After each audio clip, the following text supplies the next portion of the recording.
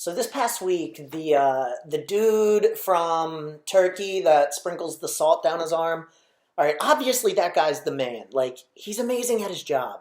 So I got this funny idea. You know what? I want to make a clip where I make a protein shake and sprinkle some protein powder down my arm.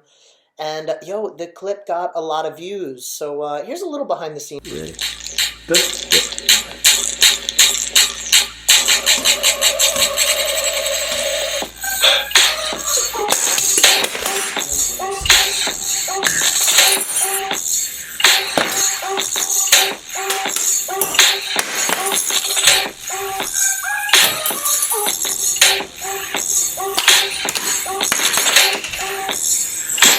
I'm not even.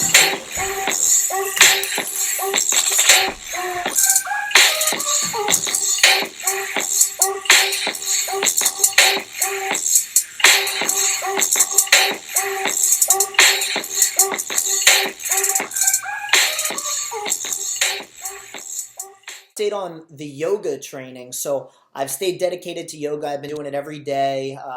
When I get it done today, that's going to be 10 days straight in a row. I got to tell you, though, last Sunday on the 5th day, so I've been really focusing. Like, I know my area that has gotten so tight, so short, and so bad is my psoas muscle. Your psoas muscle is pretty much your lower back. It connects into your spine and your lower back, comes up through around your hips, and then connects in at the top of your legs. And this can affect your butt muscles. This can affect your groin muscles. So this is a really important muscle. Another really important thing that I learned about this muscle is that this muscle is connected to your lizard brain, which is basically what you're using for fight or flight, right? So 2,000 years ago, we needed to have this mechanism a little more ready when things weren't as safe and simple, as much as things might not seem simple as they are now. You know, I'm not going to walk outside and get attacked by a bear.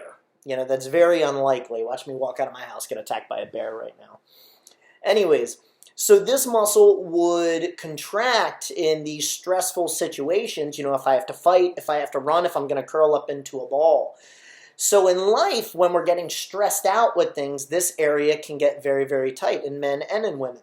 So the particular workouts or flows that I've been doing with yoga have been focusing on the psoas muscle. So on the 5th day, I was doing some of the psoas flow, and I literally began to gain the ability to, like, your bicep muscle is so easy to contract and to make a muscle with and to control. I literally on the 5th day am now control it. So I thought that was really, really amazing, and honestly, yoga has impacted my life greatly within the first 5-6 days. I would say within the first full week. Breaking wise, it affected my breaking this week, my b-boy skills. I felt like a young man again. So that is really, really cool, spectacular. So I connected with a friend that teaches yoga, and she's going to come out and start giving me and my guys private lessons. And we're definitely going to take it to the next level. I think yoga is my saving grace. It's the thing that I'm adding on top of the 23 years of martial arts that I've been doing, the 12 years of Hapkido, the going on 18 years of breaking. I think yoga is going to be that softness that I've always needed to add, and it's already greatly impacted me within a week. So if you want a fan of yoga, if you want somebody that says it works, I'm a prime example right here, baby.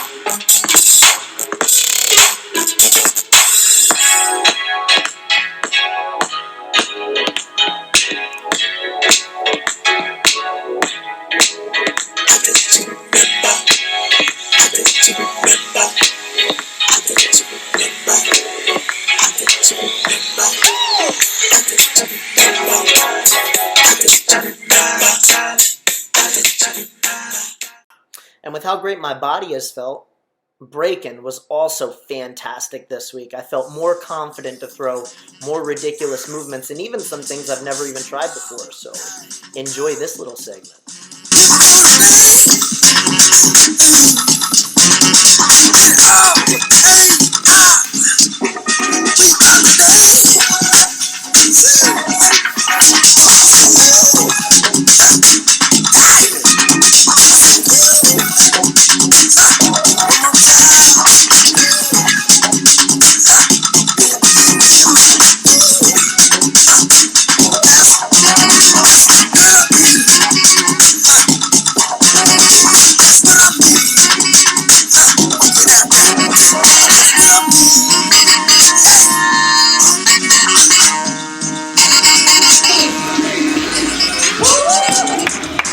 Still a little sloppier than I like, but I'm coming back. Hide your wives, hide your children, hide your husbands, hide anyone that breaks. I'm coming back.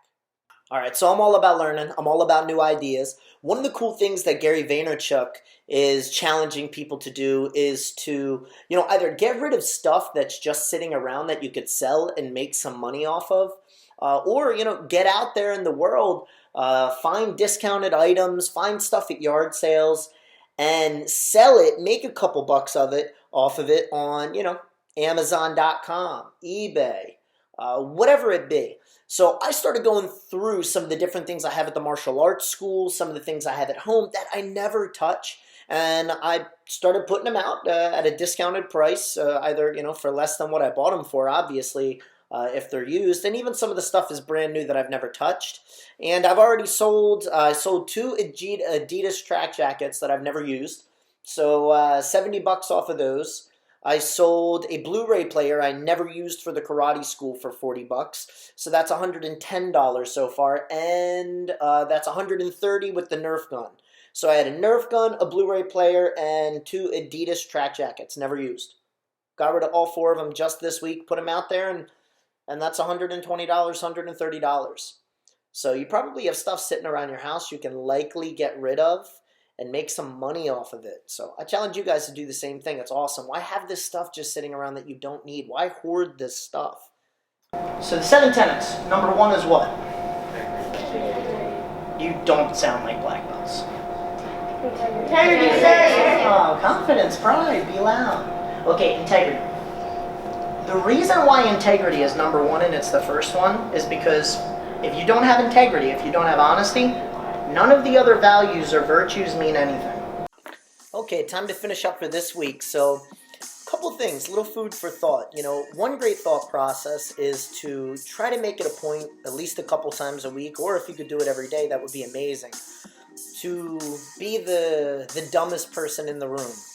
And I'm not saying to go outwardly somewhere and try to be an idiot, but what I am saying is to surround yourself with people that are amazing thinkers or know more than you.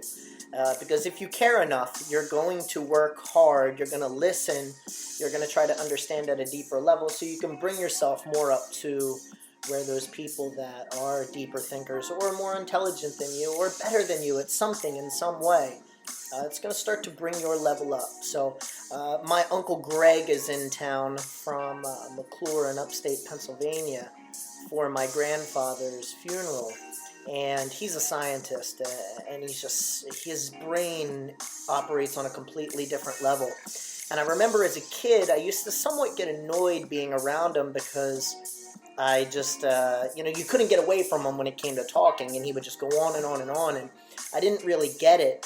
But luckily, I've grown as a human being, and now I get it, and he's my favorite person that I love to be around because he is just so intelligent. He's on a different level than me, and me as a teacher, I have to talk and teach so much. And of course, I ask lots of questions and listen too, but as a teacher, I got to explain things, and I do have a great opportunity to talk a lot. When my Uncle Greg and certain other people like him are around, I just ask questions, and I listen, and I shut up, and I just sit there and take it all in. So that has been a really nice thing this weekend in the midst of my grandfather's passing.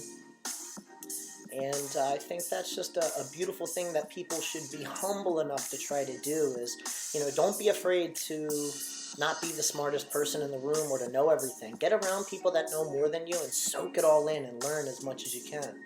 So I leave that with you guys for this week. Yo, let's move into another week next week and crush it again.